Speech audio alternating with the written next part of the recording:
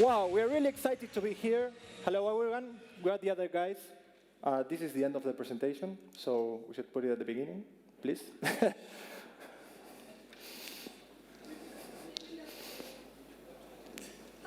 OK, while we wait, I may tell some jokes. Hello, everyone. Why did the chicken cross the street? OK, no need for that. So we are the other guys, the Netflix of video games. Since we're in the storytelling business, I'd like to start by telling a little story. The clicker is not working, so everything's wrong today. Guys, OK. I would like to start by telling you a little story. 10 years ago, we founded Three Melons, a gaming studio in Argentina where we produce more than 100 video games for top media brands and companies. We also built a product called Bola. Bola was a game that had more than 1.5 million daily active users.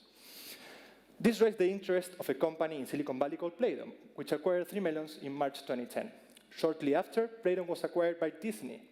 This was an exciting time. We learned a lot about online games operation and scaling a business through metrics. So in 2012, we decided, OK, let's take a new challenge. We found there was a blue ocean to explore. On one side, we saw casual, mindless games. Casual players were trapped into popping candy or shooting birds through boxes. The experiences were great, but they only lasted for a few weeks on people's devices. We also saw mindless hardcore games. These games are played intuitively, such as racing and fighting games, but their accessibility barrier is very high. They require complex controls and high player skill set. On the narrative side, we saw these amazing experiences with budgets similar to Hollywood movies. They were pretty immersive, but they also had a high accessibility barrier. Not everyone owns the latest gaming console and has a lot of time to play. So what about this space? We couldn't find any interesting casual games telling great stories accessible to anyone and in any device. So we thought we should make an analogy between these hardcore narrative games and movies.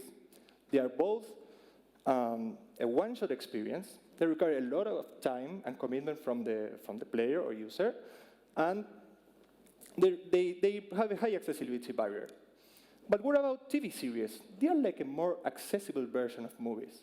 You can watch an episode while commuting, and you can jump in and out of the story whenever you like. So this is the space we decided to tackle. So what would a product for this space look like? Well, what if we could treat video games as if they were TV series?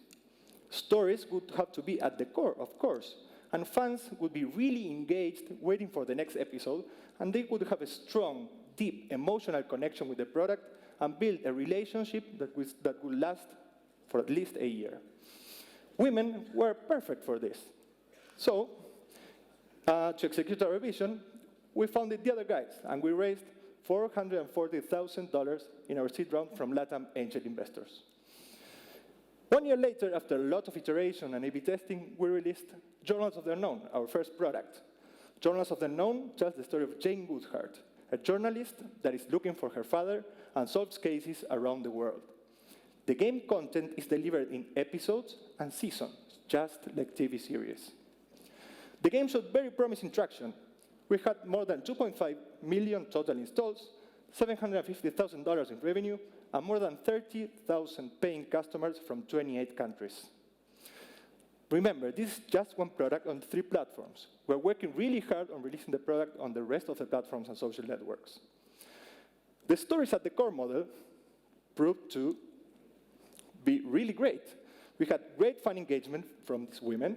We are today having more than 250,000 monthly active users, still playing the episodes we keep on releasing in Season 3, and we have more than 400,000 Facebook fans. The audience is 75% female, 40 years old in average. So we needed to show this was a repeatable business, right? Not just one thing. So we built a storytelling game platform. With this platform, we built our second product at 10% the cost of creating the first one. The Lost Detective tells the stories of Sherlock Holmes adapted to the present day. The game will be released late March, and initial metrics show it will be better than Journals of the Unknown, inheriting all the iterations the product has had. So how do we become the Netflix of video games? Well, we have validated a product. Initial metrics show we have a repeatable model. And now it's time to build hundreds of stories. How we are going to do this? Well, we're going to get in touch with existing old but famous IP, and we're going to offer them a new revenue stream for their IPs in their late stages. We're going to go to soap operas and tell their stories. And we're also going to hit high-profile new IPs, and to keep their fans engaged while they're waiting for the series' next episode. We're going to build games around these guys' stories. Luckily, we have the connections from our advert gaming past and Disney. Of course, we couldn't build this alone. That model doesn't scale, right? We're going to give our tools to other studios so they can build these games and we can publish them on our platform.